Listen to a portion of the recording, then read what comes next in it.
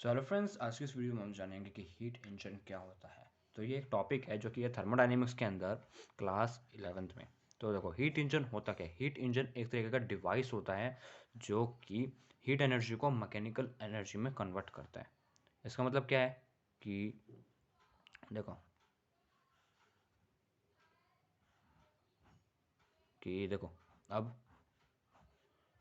कोई heat energy है, तो कोई ऐसा डिवाइस जो कि इस हीट एनर्जी को मैकेनिकल एनर्जी में कन्वर्ट कर दे, उसको हम हीट इंजन बोलते हैं। समझे। अब इसकी एक डेफिनेशन भी आ सकती है एग्जाम के अंदर अगर आपसे पूछी जाए। तो आप इसमें देखो, सिंपली एक सिंपल स्टेटमेंट है, आप वो लिख सकते हो।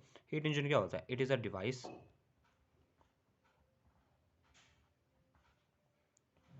Which convert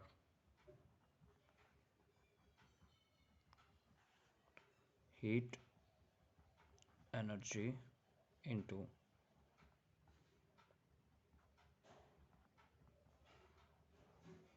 mechanical energy continuously.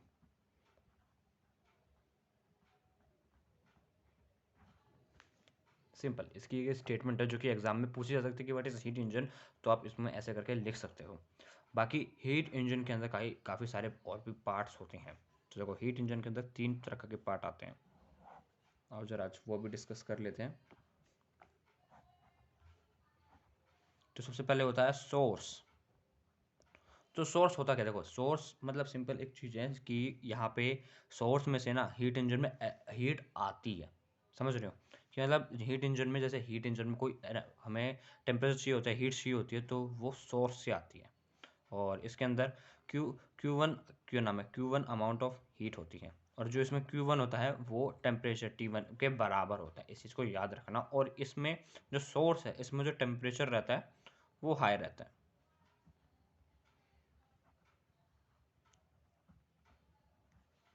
ठीक है, इतना तो आप समझ गए होंगे कि जो सोर्स होता है उसके अंदर देखो हीट स्टोर होती है, जिसके अंदर से, जिसमें से हीट मिलती है हीट इंजन को।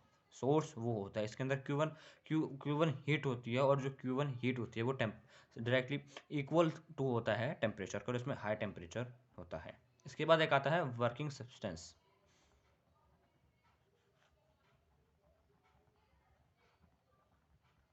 इसमें ये एक वर्किंग सब्सटेंस होता है। वर्किंग सब्सटेंस में मतलब उस हीट को कहाँ पे वर्क करना है, कहाँ पे देना है, वर्किंग सब्सटेंस उस चीज़ में काम करता है।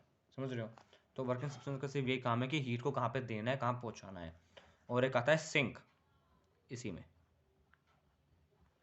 तो सिंक में क्या नाम होता है? सिंक मतलब होता है कि वर्किंग सब्सटेंस होता क्या है कि जो वर्किंग सब्सटेंस है ना, वो थोड़ी बहुत हीट पहले स्टार्टिंग में वर्क डन में देता है। उसके बाद एक जो हीट बाकी बच जाती है वो हो जाती है सिंक में।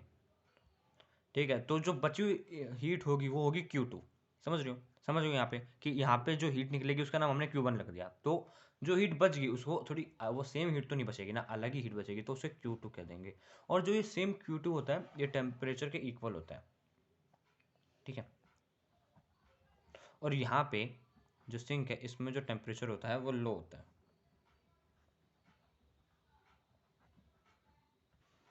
ठीक है, टेम्परेचर इधर लो होता है सिंक के अंदर, इस बात का ध्यान रखना। बाकी इसमें एक ग्राफ भी आता है, मतलब ग्राफ नहीं कह सकते, मतलब एक डायग्राम टाइप कह सकते हैं, एग्जाम्स में पूछा जाता है। तो अब जरा उसको भी डिस्कस कर लेते हैं। तो सबसे पहले आपको ऊपर लिखना है सोर्स, ऐसे। इसको आप ऐसे सर्कल में डाल सकते हो। उसके बाद यहाँ से हीट जा रही है। कौन सी हीट जा रही है? Q1 हीट किस में जा रही है? वर्किंग सब्सटेंस में।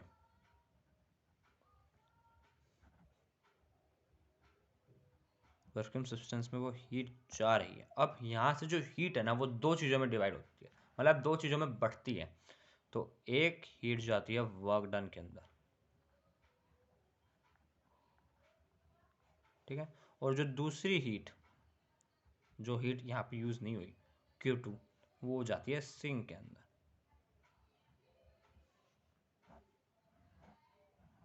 समझ रहे हो क्या कहना चाह रहा हूँ मैं। और देखो अब मैं चलो बात करता हूँ, अगर इसमें Q1 हीट इधर से Q1 हीट निकली और Q2 यहाँ पे गई, तो क्या नाम है, वर्क डन के अंदर कितना हीट हुई, तो मतलब वर्क डन कितना हुआ, कितनी हीट जो है वो वर्क डन में गई है। तो सिंपली अगर मैं देखो वर्क डन के अंदर कितनी हीट, अगर मैं सिंपली Q1 सॉरी गलती दिया Q1 माइनस Q2 कर दूँ, तो मतलब इसका मतलब जो बची हुई हीट होगी, जो इन दोनों में से जो बची हुई हीट होगी, एनर्जी होगी, वो वर्क डन में गई होगी। सिंपल है, समझ गए होंगे, क्योंकि यहाँ से जितनी हीट निकली यहाँ पे कुछ हीट डिवाइड हुई, जितनी अगर यहाँ से मैं वो हीट माइनस कर दूँ तो बची हुई हीट यहाँ पे ही जाएगी। सिंपल है। तो इसमें एक वो आता है एफिशिएंसी, अब हम उसकी एफिशिएंसी निकालते हैं। तो एफिशिएंसी को इसमें हीट इंजन में ऐसे डिनोट करते हैं, इस सिंबल से, मतलब ये जो एन है इसकी थोड़ी पूछ पीछे कर देना, तो इस तरीके से इसकी एफिशिएंसी को डिनोट करते हैं। ठीक है, तो अब यहाँ पे इसकी एफिशिएंसी निकालते हैं। तो इसकी एफिशिएंसी का फॉर्मूला होता है, वो होता है work done by heat absorb, मतलब कितनी हीट अब्जॉर्ब हुई है हीट इंजन के अंदर इनटू में 100। ठीक है, तो अब देखना ध्यान से, जो मैं समझाना चाह रहा हूँ उसको ध्यान से देखना। वर्क डन कितना हुआ है हमने ऊपर निकाल दिया, Q1 माइनस Q2, इतना वर्क डन हुआ है।